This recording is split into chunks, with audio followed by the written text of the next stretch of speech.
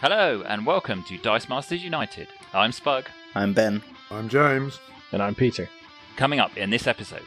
A huge weekend of Dice Masters action is in the bag, so we'll be reflecting on the main points from the home of Elvis. We'll be talking to Dana Patton, aka General Nemesis, aka the person who's been my nemesis online for like the last few months, who was crowned US national champion and with a whisker away from also sweeping the world's title. I thought I was your nemesis. Yeah, you are. So I have lots of nemesis. And we'll be running through the big Secret Wars card reveals that came out over the course of the weekend. All that and more in the latest episode of Dice Masters United.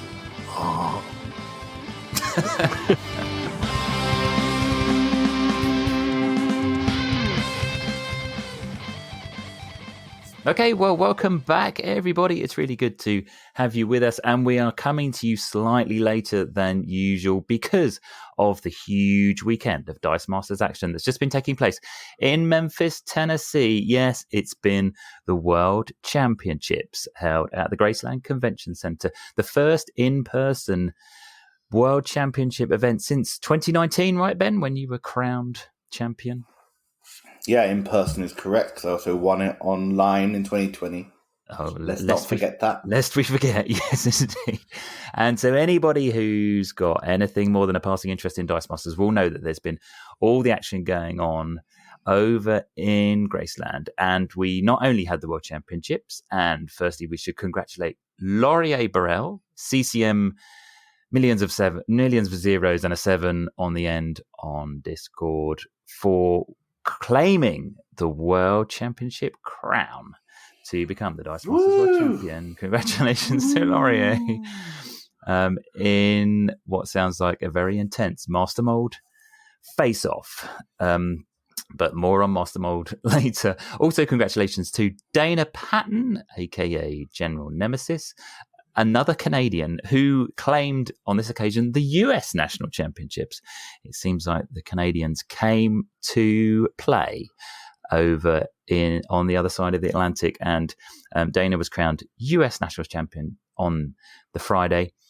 And I think we should also congratulate Petrus Chan, who yet another Canadian, I think, who won the Pauper tournament, and Patrick Barley, who finally did something for the Americans and claimed the Global Escalation Prize over the course of the weekend. But it's been a huge weekend. One thing we were slightly saddened by is that there wasn't any live streaming or action as there has been in previous years. So it became a case of following the results on Discord, and everybody was desperate for updates. But it's been a huge weekend. Should we just start by just kind of rounding up kind of the big takeaways? I mean, Master Mold is kind of hard to ignore, Ben, when he totally dominated, I think, on this occasion. Well, I guess we should probably be open about the fact that most of us had been playtesting pretty heavily with Dana. I think I said on the last podcast I could name all 10 cards that would win the World Championship. You weren't far off. Even on Laurier's team, I got 7 of them. So, yes. And then Dana changed, I think, 2 things from what we were playtesting. So it'd be interesting to hear why he changed those couple of things around. But yeah, Master Mold, Mr. Sinister, Robin, Villainous Pact, Slingers, Dark Phoenix, that kind of turbo, buy Master Mold very quickly, and then just spam him as much as possible. Yeah. I mean, like I said, again, just the amount of playtesting we did against Dana and just couldn't beat him, really.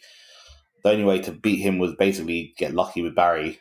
And win turn 3 or 4 or whatever it was before he could go quicker than him, which isn't very easy to do. Yeah, Master Mold is very unstoppable. And basically, Villainous Pact has no real answer. I mean, maybe... Anyway, yes, it's so quick that even if you could get a bunch of villains out, you couldn't get them out quick enough to stop that Villainous Pact. Yeah. And the number of tokens he generates. That's true. So we had, just in terms of the stats, thank you to Nick Wiley and particularly Jordo over at DM North, who was crunching the numbers from all the events and putting together a handy spreadsheet with all the team information. And we know that from the 21 players who took part in the World Championships, there were 11 Master Mold teams, which, and I think pretty much all of the teams that made it into the last 8 were Master Mold based teams. There could be 1 or 2 others that crept in, but pretty much it was very much a Master Mold dominated meta. I mean, you mentioned Ben that I feel sorry, Spug. I think it might have been 4 or 5. I seem to remember counting. Was it? Okay. Yeah. It was different, a bit different from the US Nats the day before. Yeah. Definitely people had saved. People had saved the Master Molds for the World Championship event, or maybe I was thinking of that. I think after Dana won the US Nats the day before, then everyone decided to play Mold. Well, I don't know what happened exactly, but definitely people were saving the Molds for the big World Championship event. Yeah. We don't know what the psychology was there, how much copycatting was going on, or how much this is what people always planned to do all along. I mean, as multiple people have said, it's very hard to copy a team the night before and then do extremely well with it if you haven't really practiced it. But then, I mean, it's also, you're saying the Master Mold is so, in a matchup with Master Mold, there's very little that like an opponent can do to kind of delay it outside of DCAN, which I think I also saw a lot of play, which is pretty exciting, I suppose. Yeah. I don't think a lot of people would have predicted that before. No. And although we knew in testing against Dana that DCAN was fairly useful, and actually in the Dice Fight XL we did, DCAN was pretty useful there as well. For Klingen. So I think, it's just that Master Mold matchup is so wild and swingy that if you miss a Master Mold and your opponent gets it, you're basically 4 characters down because they have a mold and 3 tokens on them. Yeah, it can get out of hand pretty quickly, can't it? And I think, Villainous Pact hasn't been massively played as the action. Obviously people have used the global since time immemorial, I think, but the action, which is a 4 cost, your opponent chooses 1 non-villain affiliated character die, all other non-villain character dice cannot block this turn, is hugely it can be kind of, what's the word I'm looking for, devastating. I think. It's always been a good secondary win condition, hasn't it? But it's always been played as a secondary win condition, kind of. Yes. Like, we get my win condition not working, I'm getting bogged down, let's switch to a Villainous Pact.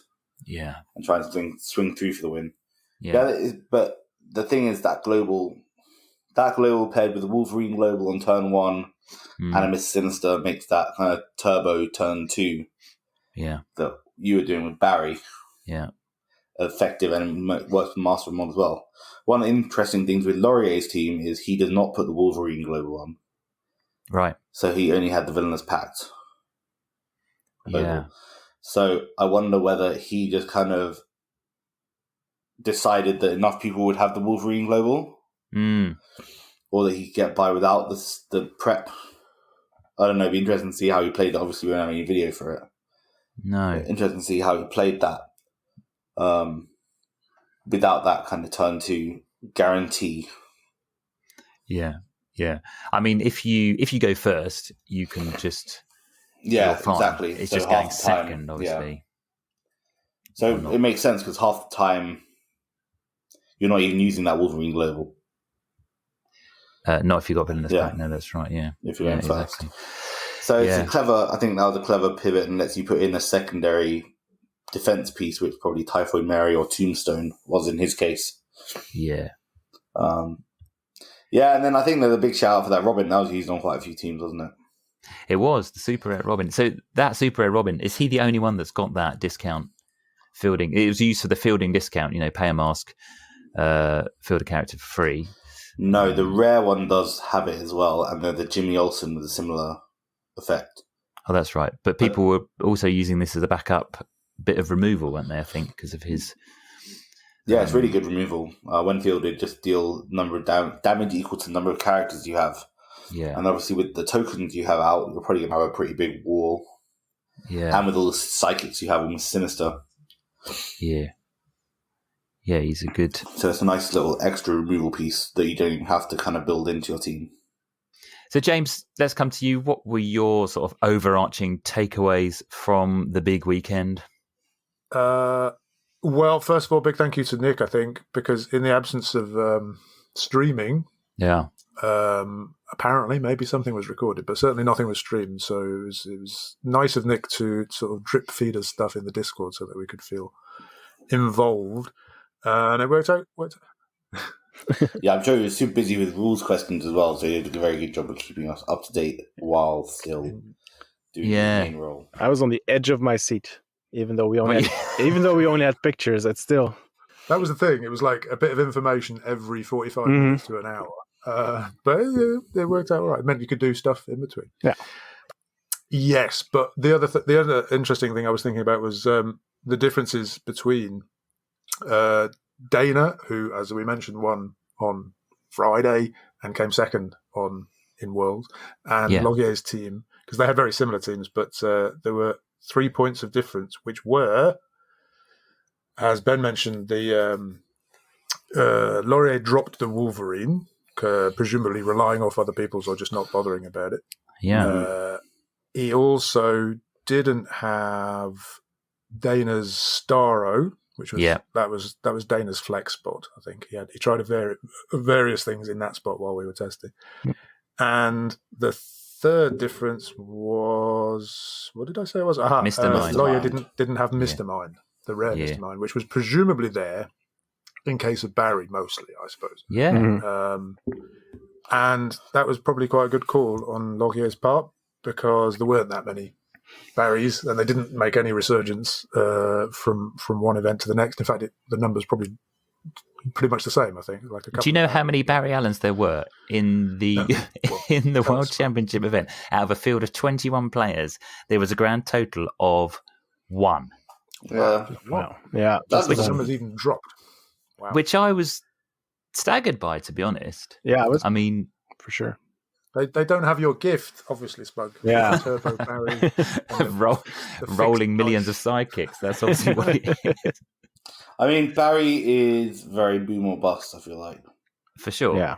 He is. So I think if you're going to play that style, you go Master Mold anyway. I think logically. Yeah, Mold is more, I think, consistent. But anyway, all I wanted to say was, what was interesting for me was the differences between those teams. So that allowed Logier 3 extra spots, which he used for control in the form of Black Widow, Widow's Hunt, cheap masks and the spin down.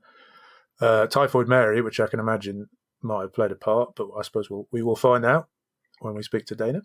And Tombstone, the Intimidate rare Tombstone. So he had, I think those were pretty good. Well, I'm interested because I think Mr. Mind was probably a sensible choice in theory because of the Barry, but also it does let you copy the when attacks ability of Master Mold. If it's there. But it's also a villain as well. Yeah. For the villain's pack, there's a little bit of blocking there. I mean, because I don't really see the sense in Black Widow over Mr. Mind, particularly because spin down on level 1 characters is not very useful. Well, and it's rubbish. It's useless against tokens, isn't it? Because you can't spin down a token. You can't spin those down, but also, I mean, so one of the problems that I was having in playtesting against Dana was the fact that you have a wall of sidekicks. So I get the idea that Black Widow reduces that. Yeah. But it gives them energy that they can use then to miss Sinister. That's right, yeah. So all this spin down removal, like Pip the Troll, Spider-Man, is not very useful because it removes, it just comes back with energy anyway from the miss Sinister. So I'd be interested to hear what his justification for Black Widow was. Yeah, no, that will be... I guess the fact is that Mr. Mind is expensive to field. Black Widow can be. You don't want to field anyway. You want her rotating as energy. Yeah. She does something. True. She does something even though, but then maybe I'd rather the Poison Ivy, personally. I mean, we don't know how much even Laurier bought. Black Widow. It might have been one of those. Yeah, Typhoid Mary and Tombstone both make sense as control pieces. they're both geared up against master molds, whereas I think Dana with the Starro was more concerned at wider things, not just master mold mirror matches. Typhoid Mary is a nice call in if you just need to blank a Deacon for one turn. Yeah. Or even Mr. Sinister. Although actually... Yeah, probably had his own. He has his own. Yeah, for sure. So, Peter, what were your sort of big takeaways from the weekend? Well, yeah, Master Mold was there as expected. There were 11 out of 21 teams running Master Mold, and I think in the world, in Worlds, and I think the complete top 8 was Master Mold teams. Yeah, so bonkers. that is not great for a healthy meta, but we only have 3 sets at the moment, so I think it'll settle down once we get other stuff. But for now, Master Mold is where it's at. Yeah. Well, I mean, I know for a fact that there's something that's coming that hates on globals, right? At least, and there's distraction coming. Yeah. And as we'll talk about a bit later, a force block is coming. Also, which is all good. So that will hopefully change the meta. But I mean, even with those things in place, there's still a question mark over the dominance of Master Mold. I mean, what do people think in terms of whether Master Mold is just too strong and should be banned, Ben? I think it's very strong. I think tokens are very tokens previously were quite vulnerable because of Intimidate and Gazer. That sort of thing. Yeah. So if we get something like that back, if we have a distraction global, slow again down those big swingy teams. It's the amount it can generate at a time. Is the scary thing. Yeah, it is. So, can you have anything that competes with being able to make 3 tokens a turn? Especially with, the downside of Master Mold is his expense. Yeah. Both purchasing and fielding, but those have been heavily negated by Miss Sinister and then the Robin Global. Yeah. I'm really surprised no one ran Nefarious Broadcast. Yeah, I was gonna. That's on my list of things to talk about actually. Okay. Let's do that now. I mean, I was really surprised that Nefarious Broadcast wasn't there simply to prevent some Mr. Sinister action. What were you thinking there, Ben? Yeah, in playtesting, one of the things that disrupted Dana was that Nefarious Broadcast to take away the Mr. Sinister. If you could get there, they're using that in tandem with something like the Black Widow, which could churn out their psychic. So the problem is, with Miss Sinister Global, you have such a thin bag that Master Mold's coming back round. Even if it goes through, even if it whatever happens is coming back round, or Villainous Pact is coming back round, even if they miss it. That's the horrible thing for me. Sorry to interrupt, but I remember playing Ultraman, which was a 6 cost, and if I didn't roll my Ultraman, which of course I didn't, I was done. I was done basically. But playing with Dana, he just misses his Master Mold. It is no biggie. It'll just be back next turn. Sick. Yeah. Because of Mr. Sinister. Horrible. So I'm surprised. No, I guess people didn't use it because it could be used against people. Yeah. But I'm surprised no one dropped like a Slingers. Yeah. The force attack, presumably because there were enough force attacks going around. I'm surprised no one did that. No one dropped that for Nefarious Broadcasters in the mirror match. Yeah. And there were enough. People. I mean, there were enough force attacks. There's a Doomsday, there's a Doctor Strange. Those are susceptible to Typhoid Mary. Yeah, of course. Yeah, that's true. But there were so few Typhoid Marys, weren't there? I mean, but I think there were 3 in the World Championship. You don't know that in advance. You don't. No, but I think after the US Nats, Dana was such a strong showing there. Yeah, by all accounts. That I think people could have... I mean, we sort of knew that was going to be the winning team, at least the Miss Sinister. You knew about 5 of the cards that were definitely going to be there. Yeah. So knowing that, I mean, I'm surprised no one tried to do something flexible just to shut that off. Yeah. James, would you ban Master Mold? Do you know what? It's interesting. Would I do it? What I would do is some testing, and I think maybe I actually will do this. Always the scientist, James. You Yes, want exactly. more data. You want more data. Data. So I might do some videos if I can find some people to play with me, and I might suggest it for a couple of dice fights, maybe to take various things out. So eliminate Mr. Sinister. See what difference that makes. In the modern meta. Introduce. Modern plus Gazer, for example, or modern plus Scarlet Witch. Careful what you wish for, because maybe we need a little bit of action hate, given that Villainous Pact has become. Master Mold is one thing for sure, but then the final nail in the coffin is, oh bugger, you've just bought Villainous Pact, and there's nothing I can do to stop that in the current meta. So maybe we need a bit of action hate. So I think it would be really interesting to try out these things and see what is making the difference. And it's not as if WizKids tend to rush into banning things anyway, though they did say they'd keep it on a watch list. Yeah, they did. Maybe we'll see. I mean, that's the only thing that's making me think actually they're going to ban it, because it was on a watch. It's on a watch list. I mean, if they failed to see that it was on all 8 teams in, what more do you need? Like a justification on a watch list? Okay, this is pretty powerful. I would like to see them release more sets before they do it. Yeah. Because if you think about it previously, it was in the last iteration of Modern, it was around and people still went for Becky and Godcatcher over it. Yeah. I mean, that's totally true. You made that point very well earlier before we started recording, that Master Mold and Mr. Sinister have been around for a little while. I mean, you could have made that team, what would be added, Deacon, but that's not part of the win condition. It's part of the kind of defensive mechanics. Yeah. But was there anything else that's been added? Mr. Sinister was around, Master Mold was around, Villainous Pact was around, Slingers were around. Robin for the fielding. Yeah, maybe that's what makes the difference. No, but we had the Reboot Guilliman for that. Oh yeah, we did. Yeah, that's true. Yeah, okay. I mean, we speculated about whether it was Gazer with his, a 2-cost Intimidator was maybe putting people off from playing too many tokens, but it never really stopped people from playing Godcatcher, did it? Yeah, and it's much more effective against Godcatcher because Godcatcher just makes fewer tokens. Yeah, that's right. Peter, would you ban Master Mold? At this time, I would not. I feel that banning the enabler makes more sense than banning the actual win con. Oh, okay. James said the same thing earlier. Yeah,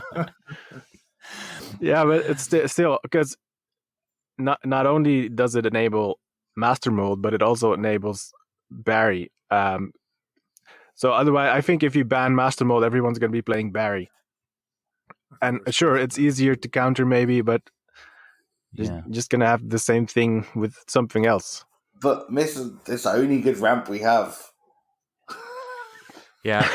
there is Leave that. Ramp alone. Yeah. you can double prep. There. Yeah, save my. I think the thing is, Miss Sinister as just too generic is too strong. Yeah. It's just too good. Like a bolt and one generic. Yeah, definitely. Or something. Limit it in some way, either with the energy that's required or the number of times you can do it per turn, or whether it's your turn or the opponent's turn. Yeah, something like that. Yes. Maybe not ban Mr. Sinister, but tweak it somehow, but they don't really have a history of doing it. No. Or, to be fair, I think if you had... Okay, I don't want to be too, if you had Danny and a force block... Danny Moonstar. Yeah, Danny Moonstar. If you had a force block and something that made them really vulnerable if they just had a bunch of sidekicks. Yeah. I think that could be telling. Yes. Just because the Mist Sinister, it thins your bag out so much, but some of those have to be sidekicks, right? You end up, no matter how much you're clearing stuff with Dark Phoenix to buy stuff, you always end up with 4 or 5 sidekicks in your field. Mm. So if you can punish people... That might explain Becky as well, because sidekicks were a liability, weren't they? Yeah. Yeah. Yeah. I don't know if that explains anything, but if you've got something like Becky who can re-roll them and do damage for it and wants psychics to force block, overcrush into, that makes a difference. Yeah, maybe Mary Shazam. I've got a Mary Shazam. Maybe. But yeah, force block will come into its own. Yeah. Well, that could be interesting, right? So I think that there's still stuff to be tested with it and unfolded with it. But it would not surprise me if they did ban it. yeah. Having said it's on a watch list, or at least That maybe was that and Thor, wasn't it? there's another option is to suspend it for the time being until more sets are released. Yeah. being a very naughty boy. Yeah. It's on the naughty It's in step. the corner. He's going to put it on the naughty step, where it can go and think about what it's done and come back. Exactly. Yeah. Hopefully an improved person. Yeah, well, I mean, it's definitely going to be the case that when Secret Wars comes out, the meta will change considerably because of we know that there's a distraction global coming back that pay a mask target attacking character is no longer attacking, which will help control players keep their control pieces in the field more easily. And now we also know, and we'll talk about this again a bit later, there is a force block coming in the next set as well. So that will definitely make a big difference in terms of people being able to retain control pieces in the field, which, in this current meta is very, very difficult, as we've talked about earlier. I would say in the absence of WKOs and whatnot, there's very little pressure on WizKids to do anything at all, because when's the next tournament? Next year's Worlds, yeah.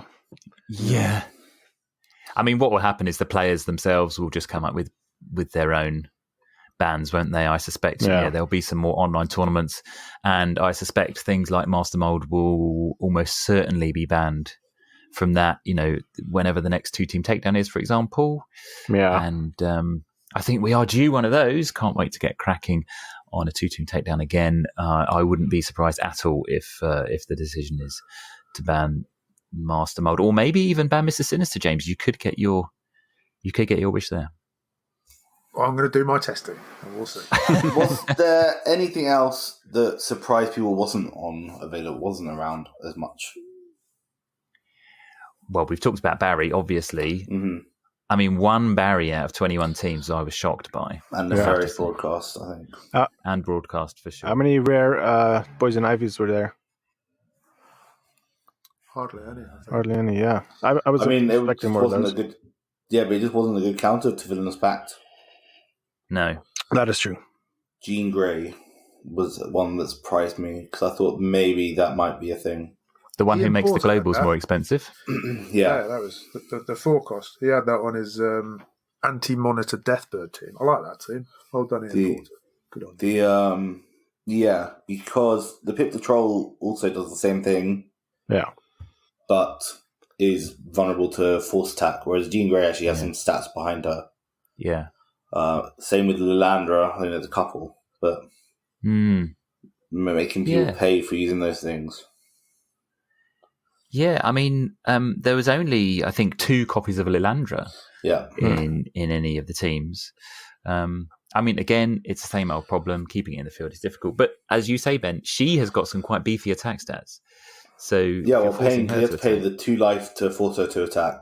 Yeah. Plus the whatever attack you take, 3 to 5, I think it is. It's more than that. Incisable. And then the other thing I was really surprised. That's not a word. No. The other thing that I thought I never got to play test this is the 7-cost Shazam as a way of removing tokens permanently. James did do that, didn't you? It's not all that. Of course, it's a fun team. Or, to be fair, I'm not the greatest pilot or team builder, but I did try. And the problem against tokens specifically is that it takes 2.5 characters just to remove 1 bloody token. So basically, you have to have 3 characters before you can get rid of 1 token. If you can't roll characters, it's up the 2 range. Sorry, if you could roll characters. If someone could roll characters. I'm not the best person to test it. I think would have been interesting. It's a great team. It's a lot of fun. Yeah. But there were so many flex. I mean, there are 3 flex spots on that team. Yeah. Maybe Typhoid Mary and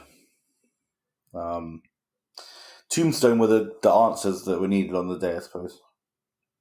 Yeah. Well, we will find out, we hope, in due course how much utility those extra slots were, and whether there were other things that might have gone into those spots. But yeah, that was Master Mold. We await eagerly, I think, the release of the next set to kind of move this meta on. I think all of us probably would agree with that. It's autumn time, allegedly, isn't it? What do we know? December What's now, the latest? I think. December. Yeah. And somewhere else in Christmas the latest gaming magazine, I think it said Q4. So Right. if you're lucky, they're not got a great track record of hitting Christmas. So. Yeah.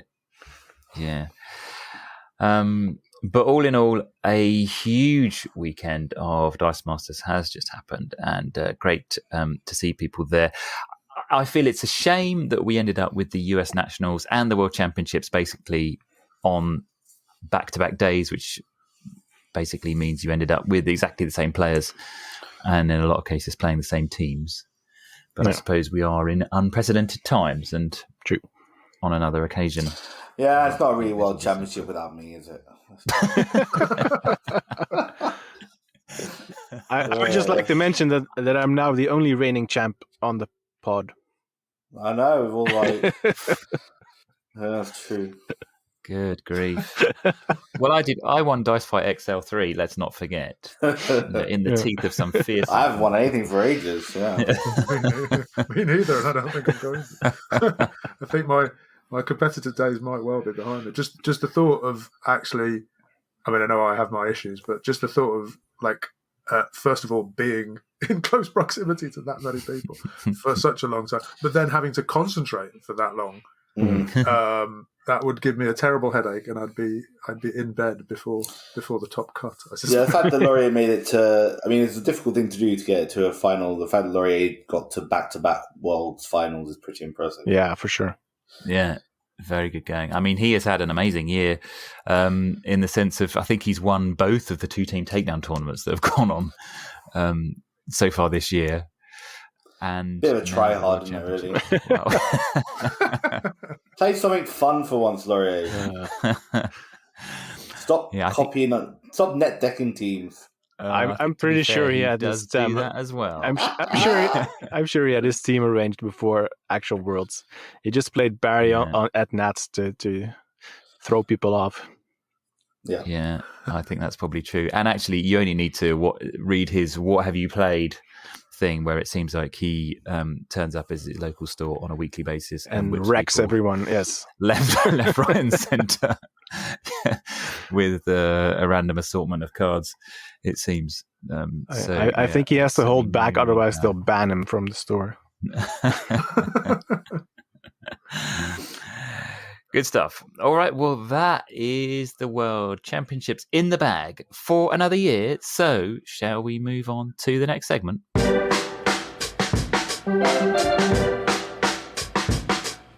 Okay, well, we are very excited to welcome on to DM United Dana Patton, aka General Nemesis, who not only stomped everyone in the US Nationals, but also came a whisker away from sweeping the World Championships as well. Perhaps the player of the weekend, if not maybe the world champion himself, but certainly an incredible weekend for Dana. Dana, welcome to the show. It's great to have you here. How are you? Thank you. No, it's a pleasure to be here. Long-time listener, first-time joiner, so it's good to be on the podcast for once. But yeah, thanks for having me. It's really fun to be here. So how was your Memphis experience? You know, how did you find the kind of the organization, the whole whole situation of playing in, you know, a major tournament? Maybe for the first time, was it in person? Something like that for you? Yeah, strangely, this is going to sound crazy, but this was the first time I had ever played Dice Masters in person at all. Wow. In a tournament or otherwise. So, not including games, just with my wife at home. I started playing during the pandemic, so I played a lot online, but never played in person. So that was a cool change for sure. Like a lot of things, playing in person is definitely better. As much as the game does really well online, there's just something a little bit different about playing in person. So that was a pretty cool experience for sure. A weird first time to play in person, but definitely cool experience.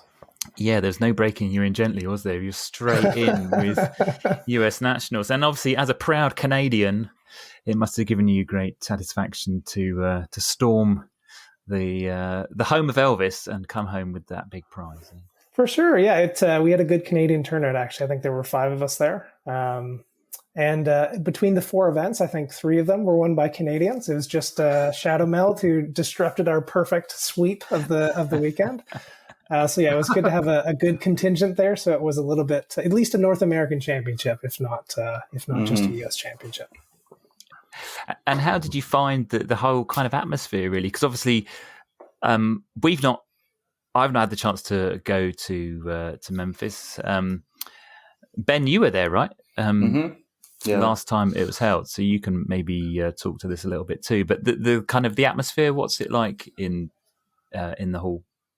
It was cool. It was big. They were, of course, had the Clicks World Championships happening at the same time. Yeah. And there were probably a good 200 plus people there for that event. So you walk in and they have big signs about the WizKids World Championships and some very fancy signage displays for, Clicks models and new Clicks releases, giant video screens with some YouTube clips of new Clicks things. There's a repeating trend here. The downside, the hall was cool. The experience is very cool, but the words Dice Masters were not even physically present anywhere in the exhibition hall at all. Oh, right, so it very much felt like a small side event to a Clicks tournament. But beyond that, the experience was cool. Did it take place in a locked cellar guarded by a leopard? No, we were back in a corner of one of the halls on tables with a different color placemat, so that we kind of relegated to the corner of the room. Did you manage to get into Graceland itself? Do you actually get to go? Because I know they do like a discounted. Yeah, I did get to go. They had a pre-tournament package that you could buy that gave you a discounted ticket and a bunch of conference-exclusive Clicks models. There wasn't a similar package for Dice Masters, unfortunately. But I was able to kind of check out some of the museums and Elvis's house. Those Click models go for a bit, so... So I hear. It probably would have been a good idea to pick them up and just try and flip them. Yeah. But tip for next time. Was that ice cream as well? That's the other important thing. That was a big there was like freeze-dried ice cream. Okay. That was a big deal last time. I don't know why. But they were all it's like dried ice cream balls in a bag. Like, I don't know, for astronauts or something. Well, if it's good enough for Elvis, it's probably not good enough for everybody else. But anyway, let's not get stuck into that. Let's talk about your tournament experience then. You obviously played and won US Nationals. You then played in the Worlds and just came runner-up, losing in the final. What did you play? Did you play similar teams over both tournaments? And what were the highlights of your sort of the mainstays of your team, should we say? Yeah, so I played the exact same team for both tournaments. We can talk about whether or not that was a good idea if you like. But it was a Master Mold team, and I guess the one difference or flavor of Master Mold was that it used the rare Deken as a defensive piece and a bit of a tech for the mirror match. Went really well, like you mentioned. What's Deken's text? Oh, of course.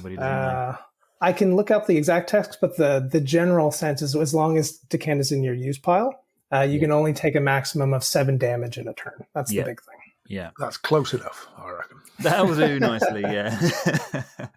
So that was particularly good, I think, for this meta against Master Mold teams, against Berry teams. A lot of the big teams seem to want to have one giant turn where they push through for 20 or more damage in a turn. So it's a good thing that you can kind of just keep, not purchase, and buy it when needed and just shove it in the use pile the turn before you think you're going to lose. And it takes your opponent from being able to swing for 20 damage in one turn and kind of breaks it that they have to do that same amount of damage in 3 separate instances. So it can really be the difference between losing and squeaking out a win. Did people have much of an answer to that generally, or was it fairly unopposed a lot of the time? Not on the first day. How many rare Dekens were there on the first day?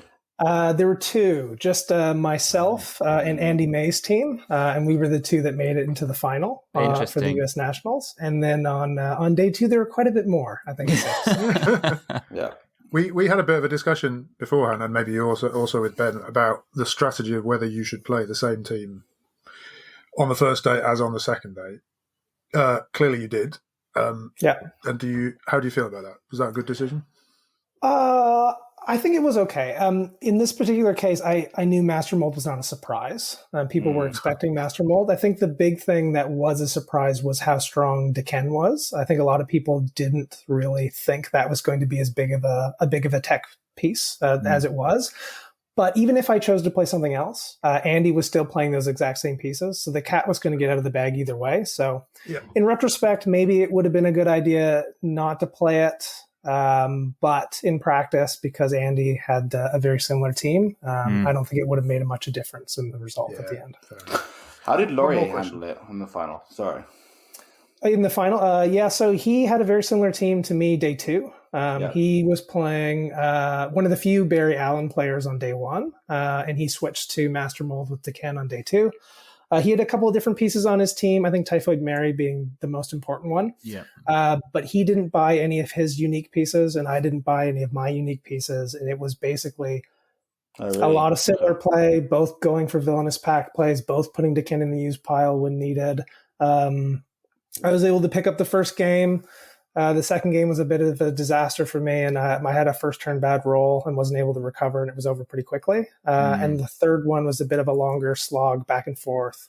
I was able to get out to a big early lead. I think I was up 20 to 6 life, but my field was really depleted, and he had a massive field. And unfortunately, Master Mold got stuck in my bag, and he kind of just chipped me down over the next couple turns, and it all just slipped away. We were speculating that maybe the Typhoid Mary, he used that to blank the Deken. We did play in the Swiss of the Worlds as well, which I was able to win that game, and he did buy Typhoid Mary in that game to attempt to do that. But it was just a little bit slow. It's strange that Master Mold doesn't need a lot of support. No. But it is a very energy-intensive team when you're playing in the mirror match, when both teams are always one turn away from winning at any given time. Once you have a few tokens in the field, people are really focused on putting Deken in, which is a 5-cost purchase when needed, but also really focusing on using energy to thin the bag with Mr. Sinister. And there's really not a ton left over after a lot of those plays. Interesting. Just one question. You mentioned that you played the exact same team on both days. So you didn't change the Starro? Because that's different in the team lists. Because we were speculating about this in our own chat. On the Nats team list, it says the 3-cost, which I thought was a bit weird. Oh, I think that must be an error. I was playing the same, the rare Starro in both times. Yeah. Okay, that makes a lot more sense. I briefly considered swapping it out the morning of the World Championships for Typhoid Mary. But I went to look in the collection of cards that I brought, and I realized I didn't even bring Typhoid Mary with me, so I kind of made the decision for me. So, would you have stuck with the same team with the benefit of hindsight for the World Championships? I think so. I think Starro was not the most useful overall, just considering the quantity of Master Mold teams that were out there. So I think Typhoid Mary, given the meta of the tournament itself, would have been a better card to have on the team. I don't know if it would have made a huge difference, considering how well most of my games went, but Starro wasn't as particularly useful as I was hoping. I think I only bought it in one of the games against a super rare Thor team. But when we were playing in the kind of playtesting, there wasn't really a lot you could do against your team, even if you had like a team set up to stop the Master Mold. The flex spots weren't that important. I mean, it would just end up being like if your team went well, the more control you had didn't really make that much of a difference. Yeah. There was a little bit of mutation on day 2. I think that was one card that people thought to bring as a potential counter to Deken in particular. You were a bit worried about that, right? Because Spug did well against you with that. Yeah. Mutation was a bit of a concern for sure. It definitely could have been a play for sure. I think it's just a little bit risky as far as I'm concerned to run Master Mold with mutation as opposed to running with Deken. You don't want to have both on the same team because then you're giving your opponent the pieces to shut off your control piece. But I think not having Deken just really leaves you very vulnerable to an unexpected villainous pack swing. So I think it's a little bit too fragile. Yeah. You play tested with each one of us, didn't you? I think at various points, some more than others. So I think maybe really, I think we can claim this as a DM United victory, can't we? Absolutely. I know you were considering my application to be an unofficial Canadian member of DM United, so hopefully the results give me a few points in that direction. But no, in all seriousness, I definitely owe all four of you a huge thank you for sure. You were all incredibly generous with your time, coaching me and training me and putting me through the rigor to help me prepare. I think between the four of you, easily, I had 60 or 70 practice games in the month and a half leading up to World Championships. And I think that was a very big factor in leading to the success that I did have. Well, your application has arrived. We'll get back to you though on how. I think Peter's a bit worried. Peter's a bit worried about his position as Ben's nemesis. Yeah, I mean it's in the name, isn't it? It's what can we do? So just reflecting on. Go on, James. Sorry, I was just going to ask in case we move on because we talked a little bit about the final of Worlds, but we didn't talk about the final with Andy May of Nats, right? Yeah. Oh, yeah, for sure. Photo. We got a sort of drip feed of what was going on in Discord. Obviously, without a video, without any streaming, we didn't really know what was going on. But we got a board state photo with a huge number of tokens on Andy's side of the board.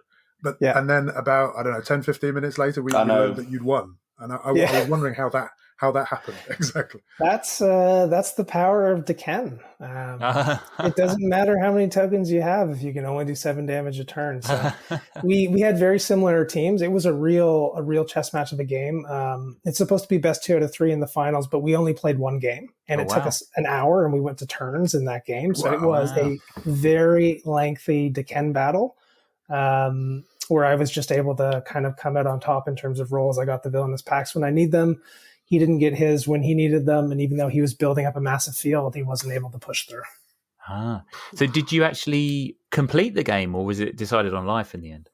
We did complete it in the turns. It came down to the overtime turns, but I did get him down to 0 life eventually. God, yeah, you must have almost have to be whisked off to accident and emergency after that. After an hour of Deken maths. That sounds. My brain was definitely feeling a little bit like Jell-O at that point. That's for sure. Yeah. What other cards did you bring with you how many cards did you bring? I brought 3 teams worth of cards, a Master Mold team, a Berry team, and a Thor team with a couple of sideboard cards for each, just in case I wanted to switch between day 1 and day 2 if something unexpected happened. But yeah, I guess it to some extent shows how far Typhoid Mary has fallen that I didn't even think to bring that as a sideboard card, apparently. I think there were only a couple of incidences of her in the entire field.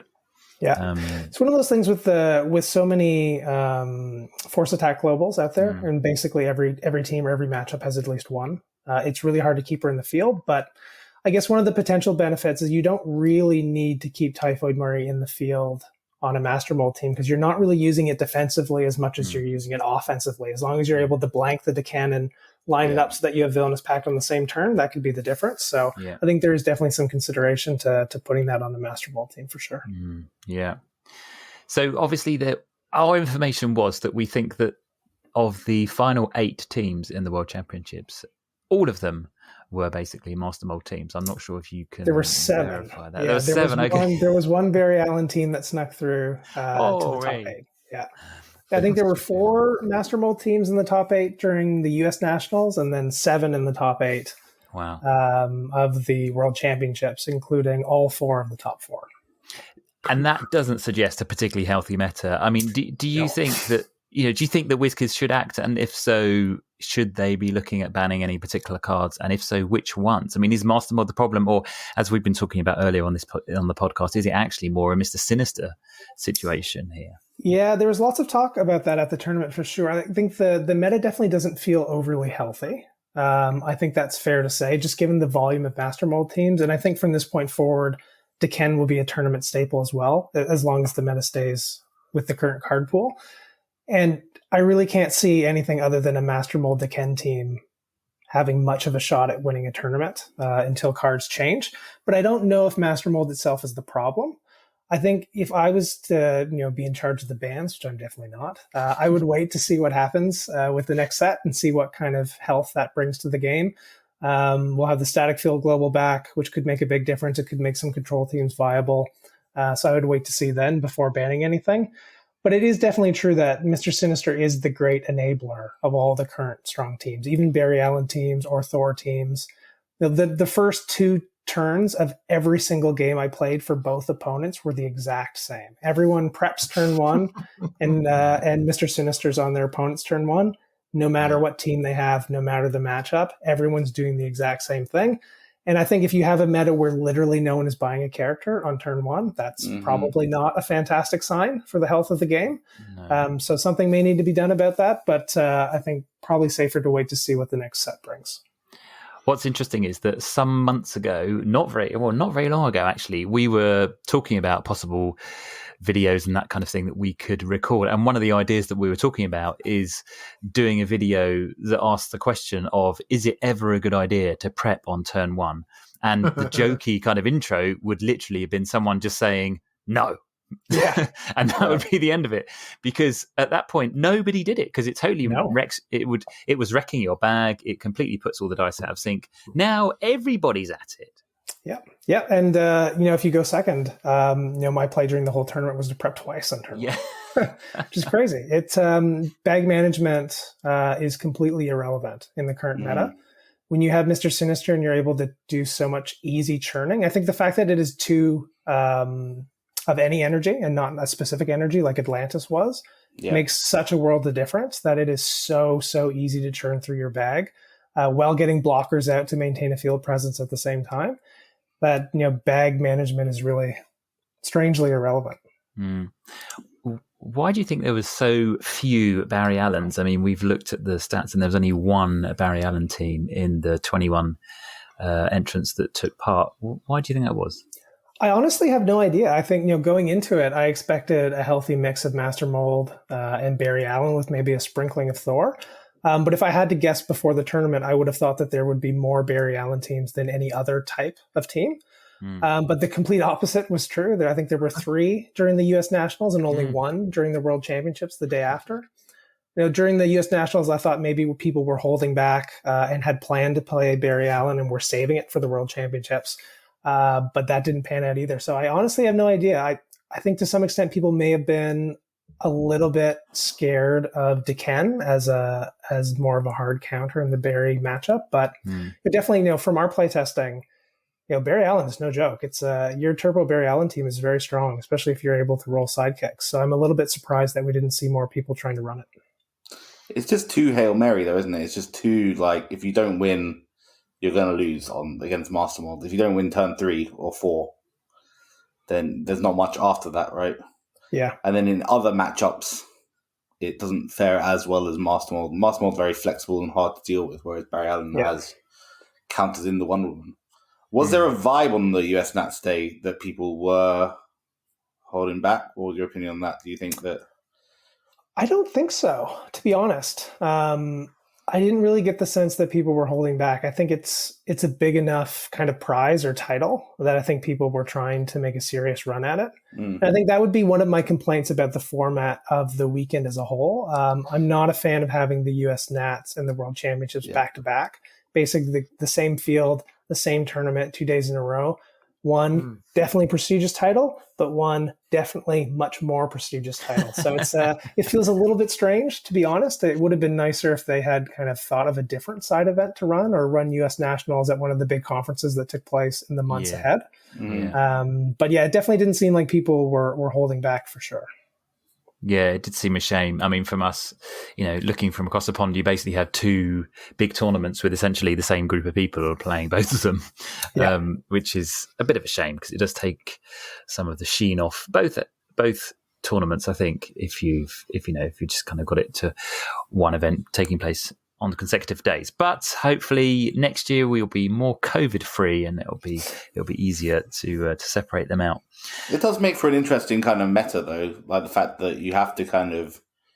I mean, I've started to take to tournaments only one team, so I can't change because I've made the mistake in the past of changing the day before or the morning of, so not taking enough cards. So it's interesting that people obviously had either in their mind, because if you were going to take a limited amount, would you have taken the Deacon beforehand?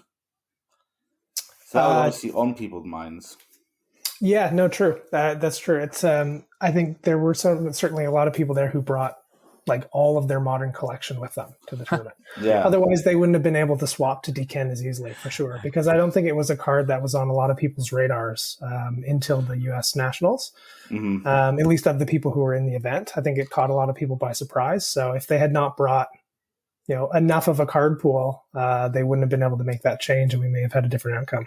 They should have been watching our YouTube channel, and they would have known all about it. Yeah. There you go. Expertly, I clinged on to life. Sorry, clung. I clung on to life. Do you remember UK National, was it 2017? Where Bard me and you played the Bard on the first day for qualifiers. Yeah. And then people were running around, it was at UK Games Expo, which is a board game convention. And people were running around the expo trying to buy packs with the Bard in it. Oh, God. Because everyone had bought Green Goliath Hulk as their main win condition. Yeah. I mean, Spud got 1 and 2 playing the Bard, so everyone was like, okay, we need to play that tomorrow. Yeah. It was like a qualifier, all of those wasn't it? people get super rare master molds from. I didn't know that many super rare master molds actually existed. So it's interesting, it's interesting who bought what and when. Yeah. And so what was it like? I mean, obviously we talked about there was a lot of master molds. What was it like playing all these mirror matches? Oof, yeah.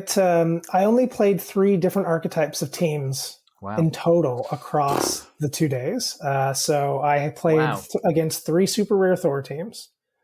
I played against 1 unexpected common anti-monitor Deathbird team. Oh, that's nice. Mm. Where you KO your own stuff and your opponent has to KO their stuff. Yeah. Yeah.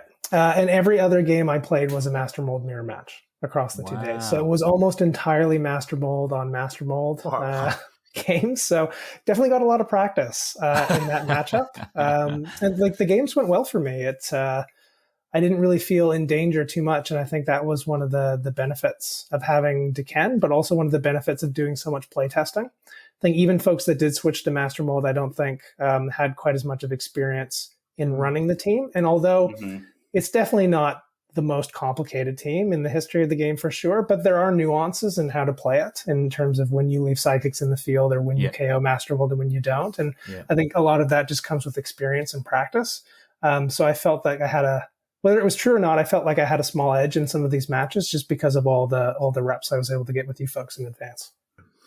Well, one of the things we talked about early on was on that first turn when you get Master Mold out, if you attack with it, because you have to attack to make a token, do you then KO it? Or if your opponent, because the thing that I was doing was just letting it through, so Master Mold will go back into the bag. Yeah. So there's a difficult decision point where on that first turn, do you KO the Master Mold to generate another token? Or do you let the Master Mold go through and take that damage? And that decision is obviously very subjective depending on what your opponent's playing and the level of Master Mold and where your bag management is.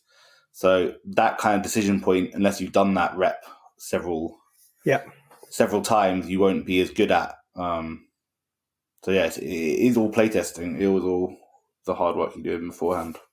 Yeah, and I saw some people making a few, I don't know if it's really an error, but maybe a small misplay as well, going second on their first turn, I think, or on their second turn when they actually get to the point of purchasing Master Mold. I think there's just that kind of reflex that, okay, I'm going to use the Dark Phoenix Global because I want sidekicks in my prep, and I'm going to buy Master Mold and I'm going to prep them. But you leave your field completely empty in that point. And if your opponent is lucky enough to buy Master Mold or have draw Master Mold on their third turn, they can swing through for easily 13, 14, 15 damage, and then doesn't matter if you have Deken on your team or not because you're below the 7 life threshold. So I think a lot of people were not necessarily thinking about some of those small decisions as well, which could be the difference between a win and a loss when everyone's playing the same team. James, you were going to say something. I was just going to ask about, but I think really you've answered it. I think there was some discussion on Discord about how with these mirror matches and maybe also because of Mr. Sinister making the bag management a bit of a non-issue, that it becomes, a question of some people might say who goes first, but I think perhaps not so much that, but who sort of misses their role first. But I think there's a lot more to it than that, and I think you've alluded to it, that what you've learned from the playtesting and stuff like that reduces that luck element, or it teaches you how to deal with it. Do you think that's fair? I mean, how much luck is there in these mirror matches, do you think? Yeah, it's hard to quantify. I think it definitely feels like a meta where you're one bad roll away from losing at any moment. It definitely does feel like you're just sitting on a knife's edge all the time, which is a great feeling. Not good for the heart. No, not at all. But I think you're all right. I think there is something to be said for some of the small nuances. I don't know how much that adds up or kind of dispels some of the luck and randomness of the rolls. But I think, like with all teams, playtesting and just exposure to different types of game states really prepares you so that you don't have to make these difficult decisions in a stressful moment under time pressure. You can kind of figure that stuff out in advance. And in the long course of a tournament, when you're looking for consistency being one of the key things, I think those things do add up and kind of give you a little bit of an extra edge that allow you to bounce back from bad rolls even when you do have them. Good answer. Totally. You've talked about playtesting. Have you got any tips for people going into a major tournament? That you've learned from your rookie appearance. Not bad for a first timer. I guess my advice would be to do playtesting. It's strangely, it's something that I hadn't done a lot of in the past. In the big 2020 year where there were a lot of big online tournaments, I did have some success in that year, but I didn't do a lot of playtesting. And I think that showed when it came to the 2020 online worlds, and I had a pretty bad showing in that tournament. I felt very confident going in, but I think it was overconfidence, and I didn't do the preparation and the reps that were required to really compete at that level when everyone is on their game. So I really wanted to make a concerted effort to avoid that this time. So my strategy was to find 4 of the best players in the world who aren't participating in the tournament and getting them to be my coaches. So sadly, you ended up with us. Annoyingly, they weren't available. You had to play us and beat us about 10 million times. I mean, go on, Ben. Well, I was going to ask about the fact that I don't know. I mean, I know me and Spug played a lot of the Barry team against you. Spug's obviously more optimized for being fast, and then me, I was kind of using Barry as a win condition, but then trying to stop you from doing what you were doing before getting to Barry. Do you wish you'd done more Master Mold versus Master Mold playtesting? Yeah, I was going to ask that. Oh, good question. Yeah, I guess that is the one. I did a little bit of Master Mold playtesting, but what I didn't do was Master Mold versus Master Mold playtesting where both players had to Ken. And I think that's one matchup in particular that was by far the hardest type of matchup that I played in the tournament that really gave me the most trouble. And I think that's something that I wish I had done a little bit more playtesting of, and maybe that would have led to including Typhoid Mary on the team or making some different card choices. But for some reason, I guess I didn't think that people would clue into the value of it, which is silly because it's a great card. But yeah, I guess that's the one matchup in particular that I didn't test enough of. People have talked about it, haven't they? But it hasn't actually been very visible in tournaments so far because I think it's only really in the last few weeks and months post-rotation that these huge swingy teams have suddenly become such a big thing, it seems.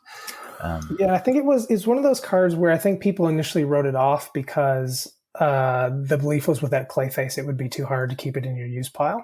And I know I definitely wrote it off as being, too expensive, too hard to keep in the use pile, too situational.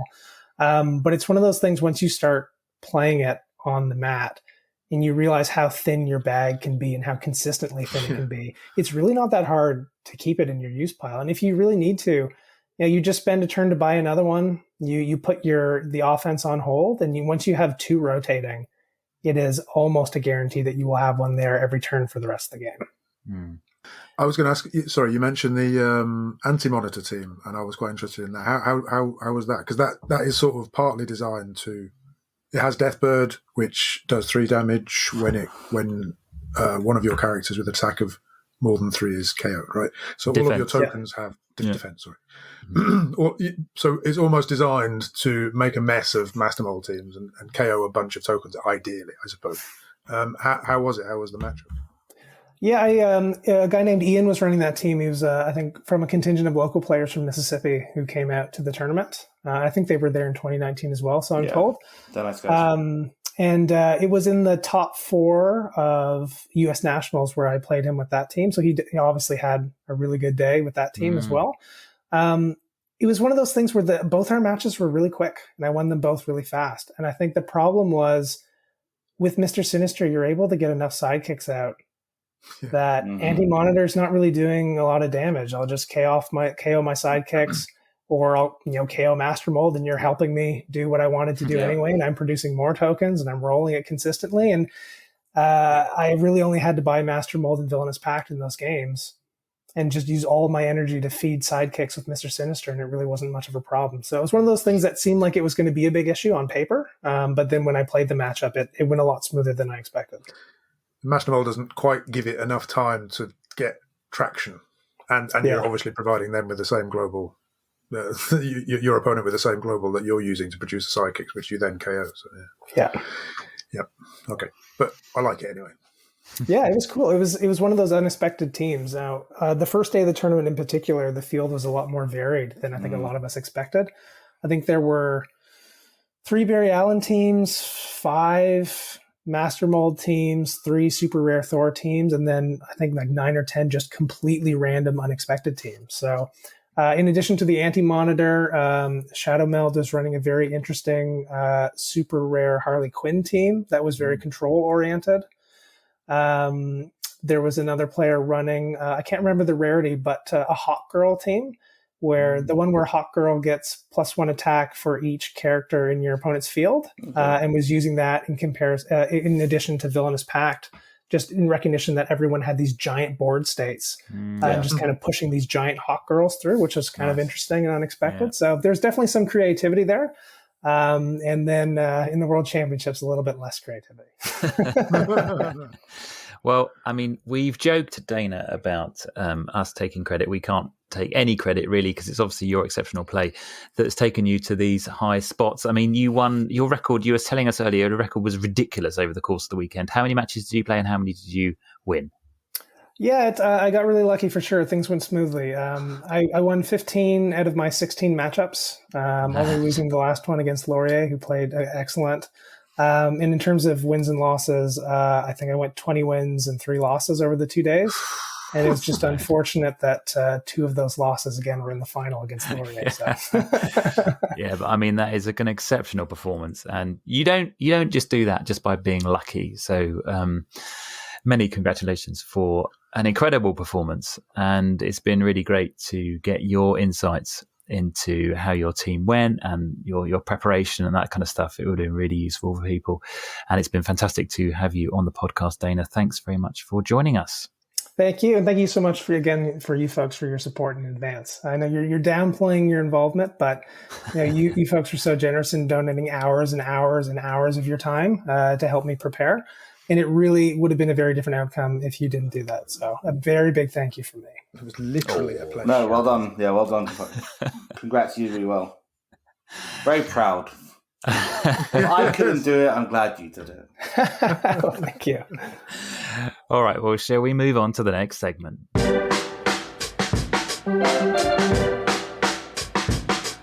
Okay, well, one of the things that happened over the course of the weekend was a fan appreciation event which took place in Memphis. And part of that, they had a spoiler reveal in the form of some new cards that are coming in the Secret Wars set. We've seen a few so far, and WizKids have decided to put out a few more. We have seen a full art Distraction was revealed, which has got some really cool art of, for some reason, Spider-Man and the Green Goblin playing baseball. I don't know America. What's going on there. Yeah. But that looks really cool. But one of the interesting ones that came out was a new Invisible Woman. We know that she's coming in Secret Wars. Finally, we're getting a version of Invisible Woman after having 3 other members of the Fantastic Four in the original Avengers versus X-Men set, but no Invisible Woman. Now she's coming, and now we've seen another version of her card as revealed in the fan appreciation event. She's a 2-cost mask, and she has stats of 025, 023, 012. Now I've done that the wrong way around, haven't I? It must be 012, 023, and 025. No. And it says Invisible Woman gets +1 attack for each of your other Fantastic Four character dice. But then she has a global pay a mask. Target character die must block this turn. Yay. It's a force block. Ben, it's a force block. Yay! There's no Danny though. Still, I mean, how much of a difference do you think this card might make going forward? Mary Shazam. Yeah, makes Mary Shazam a lot stronger. for sure. Yeah. Does it make her strong enough? Maybe. I was going to say it makes force attacks a little bit weaker, but in the same set we've got distraction, so it's kind of irrelevant. But she's great though. 2-cost mask with 0 fielding costs. Yeah. Good defense. She's an auto include on a lot of teams. Yeah. Yeah, For she sure. will be. Yeah, very, I like very the fact that interesting. she's a fairly cheap character as well. It's Mhm. nice. Yeah, no, it'll be. It's really cool. It feels like WizKids maybe have decided that she's been for too long neglected. So let's make Invisible Woman relevant to Dice Masters and give her some good abilities, because that ability is definitely going to be used on Mary Shazam teams. I mean, it'd be interesting to see, because obviously now we know that with the Distraction Global coming back in Secret Wars, a Force Block Global coming back in Secret Wars, we know we have the Gladiator. Nearly forgot to do it. The Gladiator Global, Or Hawkman. which says Hawkman, who says pay a fist. Target character die can't be affected by globals, or whatever it is. No, your character dice can't be affected by globals, isn't it? So that will be very interesting. What difference is this going to make? I mean, is Mary Shazam suddenly going to come amazing? Is there going to be loads of Kang globals coming forward? Yeah. Peter, what's your view? Both of those, actually. Okay. It's definitely gonna boost Mary Shazam, and you're gonna have to bring a Kang, I think. Yeah. Because Kang is not affected by the Hawkman Global. Yeah, because it does not target. Doesn't target. Yes. Well, Dana almost had Kang on his team to stop Barry Allen's, which pretty good choice to rotate it out. But yeah, it was very annoying for Barry Allen, so I can imagine it'll be even better now. Yeah, because if you only have the one huge beat stick to worry about, it's so much easier to stop with Kang. Yeah. Yeah. The Distraction Global is very good, not just for defensive purposes. Well, I suppose not just defensive purposes on your opponent's turn, but also if they're forcing one of your characters to attack, Yeah. you can keep stuff in the field, which Hawkman can't affect. Yeah. So if they force something to attack, then you can bring it back safely. Keep stuff in the field, like Pip the Troll, which makes globals more expensive, or Typhoid Mary, the blanks or something. Yeah. And things like Spider-Man, the spins down stuff when he attacks. Because obviously he's less relevant now, because there's no way of pulling him back. He has to go through if the opponent decides to let him, which they probably will. The other thing with him is that there's any kind of spin down removal, which was amazing for a while, now just gives them energy from Mr. Sinister as well. Yeah. But it's going to be better, because people are going to play more control that wants to stay in the field, so your Spider-Man becomes more relevant again. Yes, control is much more relevant. Yeah.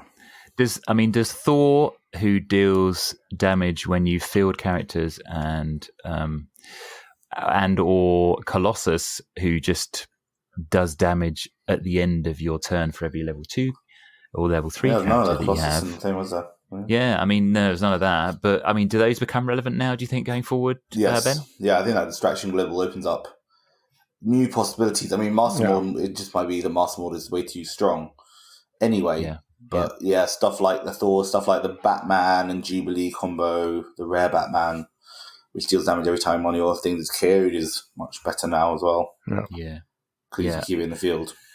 Yeah, I've got to say, I'm excited. See, I'm I've not been pleased at the way that this championships has played out with so many of one card. It feels like, we're back to almost the ante days in terms of everyone using the same. I'm not even sure the ante was that bad. I think Bard probably is the last one where just whole tournaments would just that. Yeah. And I guess what's happened is that this World Championships has just fell at an inopportune moment between sort of sets, with a very thin card pool. But, when Secret Wars comes, I think it's really going to open it up again. And if Master Mold does get banned, for example, then I think we're going to see a much more interesting, balanced. That's why I wouldn't ban it just yet. Yeah, first see how the next set plays out and then consider banning it. Mm-hmm. Yeah. What do we think about our first proper sight of an epic basic action? Now, this has been talked about before, and we have talked about this on a previous podcast. But now Jimmy Darwin O'Brien from WizKids has talked about this epic basic action, but I don't think we've seen it before. And epic basic actions are going to be something that you can only buy or use once per turn. And in order to use one or in order to buy one, you have to have at least a 4-cost character. I think in order to use it. It's just use, Use it, okay. So you can buy it before you've got a 4-cost character, but you can't use it unless you've got one. And this one says the Dark Hold is an epic basic action. It costs 5, and it says, and it goes back to its card when you've used it. Yeah. That's right, isn't it? But this one says pay X life, draw and roll X dice. Now, James, you must be getting excited about this, are you? In fact, no. I don't know. Something that costs 5 to... I mean, sure. No, I'm actually not. No. I'd rather spend my 5 elsewhere. It seems like it's going to be too hard to line up at a 5 cost. Right. When we first heard this ability, it's pretty crazy. Like, you can pay 19 life to roll 19 dice. It's pretty good as long as you win, right? But you got to have 19 dice to roll. Yeah, my experience of investigative journalism, which cost the same, and if you didn't buy it in the first few turns, it was just just prepping. You might as well just have a prep global. Especially with Mr. Sinister, you're not going to have that much to roll. No, potentially not. Yeah, but you kind of feel like late game. Late game. I like to see Doctor Doom on the card. We'll get to that in a sec. James. But just on the epic basic action, there is. Am I right in thinking that there is currently, or there is coming, an ability where you can use a global to re-roll stuff? What is that? There was a. Really? I don't know. There's a global to re-roll villains, but. Yeah, there's a Rocket Raccoon which lets you awaken roll stuff. Oh yeah. Right? There's a pay a mask on bat signal for rerolling villains, but nothing like parallax, if that's what you mean. Oh, okay. There's not. Okay, yeah. For some reason, I had it in my head that was coming. That would make that ability even more bonkers, wouldn't it? I think Mr. Sinister is a bit like parallax, actually. I can't think. It's the Sinister Global, Parallax Global, and it's interesting to see Ben conflicted because he wants parallax. No, parallax breaks the game. Because you just sit there watching other people roll. What I don't want to do is sit there watching other people just roll for days. Like, I don't want your turn to go on longer than any of my turn in the entire game added up. Okay. Yeah, fair enough. Mr. Sinister just lets you... It's just Professor X, isn't it? Yeah. It's more like that. Yeah. I love Professor X. Yeah. It's dumbed down, Professor X. It requires... doesn't it? I mean, you had to get less out in the of days of Professor X. If you wanted big stuff, you had to sort of plan it out. So you'd go, 2-cost mask, mutation, buy your 6 without breaking ramp, mutation. Yeah, but you still have the variance of you might just miss your rolls. Yeah, with Parallax, you basically can't miss your rolls. Yeah, I'm not defending Parallax, but I would say that there was a bit more to PXG than there is to Mr. Sinister, especially with the generic.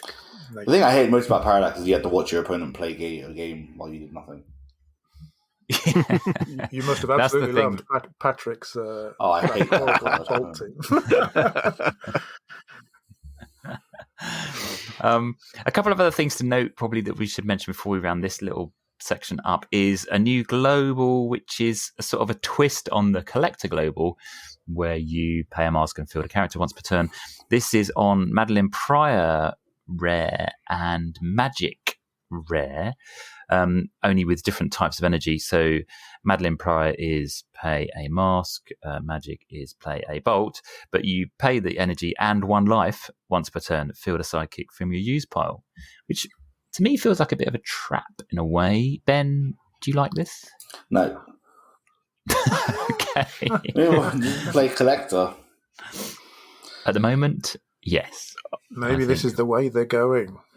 Maybe a powerful thing, isn't it? It is, but although if you put this and the collector on a team, you can do twice per turn, which does make it more interesting. And you can also dissuade your opponent from using it, maybe, and then that's true. Get an advantage because they'll be like, "Oh, I don't want to pay a life," and then you're like, I have all these sidekicks, and I'll smash your face in. I feel like the pay a life is enough of a punishment on top of the once per turn, enough of a restriction. Don't know why you also said the once per turn. Yeah, maybe. I mean, I suppose if you use it in conjunction with a Lalandra, one of those things, yeah, exactly, yeah, then it's going to. You want to pay 3 life to field a sidekick? I don't think so. Yeah, I don't think so. No. I'd like to point out that one of the 2 cards you mentioned with this global is, what was it, Madeline Pryor? Mm-hmm. Yeah, who is the Goblin Queen. And the ability says, not the global ability, but the ability says, while Madeline Pryor is active, your psychic dice get +1 attack, which is a wicked callback to Green Goblin from AVX. Oh, nice. Yes. Flying Psychic Squad, which was Goblin Lord, not Goblin Queen, but Goblin Lord. Oh, nice. And he was a 3-cost bolt, which gave your psychics +1 attack and +1 defense. I like that. Oh. That's surely intentional. Yeah, indeed. Yeah. And I think the other one we should just mention is very quickly, only because James likes the picture, God Emperor Doom, a 6-cost shield. While God Emperor Doom is active at the start of the attack step, target character dies attack becomes 0 till the end of turn. That could be an interesting way of dealing with Mary Shazam. I guess so. Then they can pump it after that, though, right? Yeah, they could. But it says 0 until the end of turn. But then they can't use Gladiator Global if they want to pump it afterwards. Yeah. Or you could use this and then use Arch Nemesis Global and KO whatever you reduce to 0. Yeah, I like it. Yeah, it's fun. 6 costs probably too much, but it's fun. Yeah.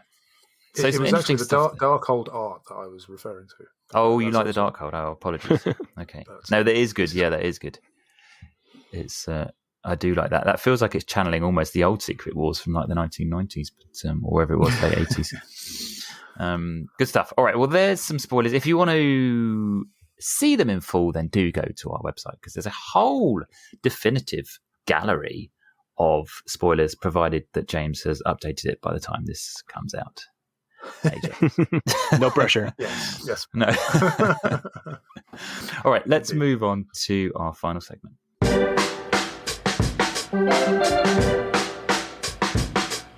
Okay, so we're just going to round up with a little bit of AOB, and Dice Fight's going to be first up on the agenda. This is going to send James scurrying to the Dice Fight page. It's I've got it open already. Thursday night event that takes place 3 rounds, 9 p.m. start UK time, 10 p.m. in the rest of Central Europe. It's 3 rounds, friendly games only, and a variety of different traffic lights, if you like red, orange, or green. James, are you ready?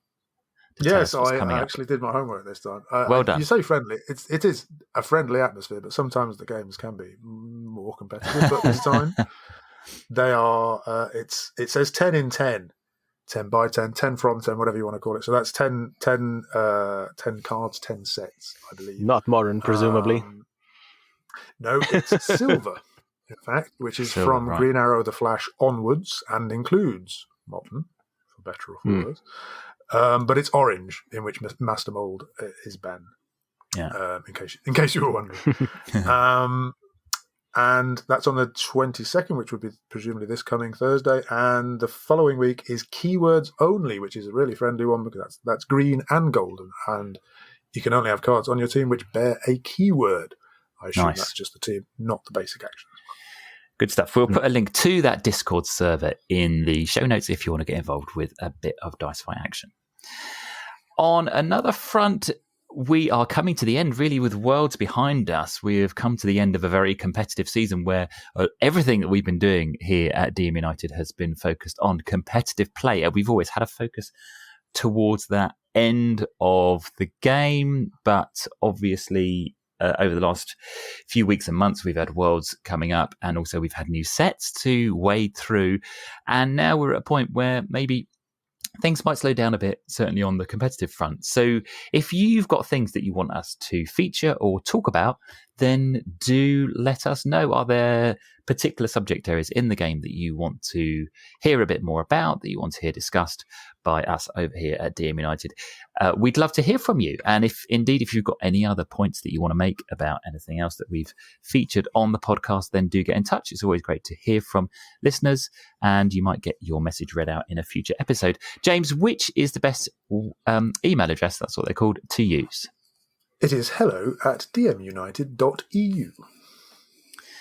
Otherwise, it's been great to have your company. Thank you for joining us. Don't forget to like, rate, and subscribe using your favorite podcast app so you can be the first to know about a new episode.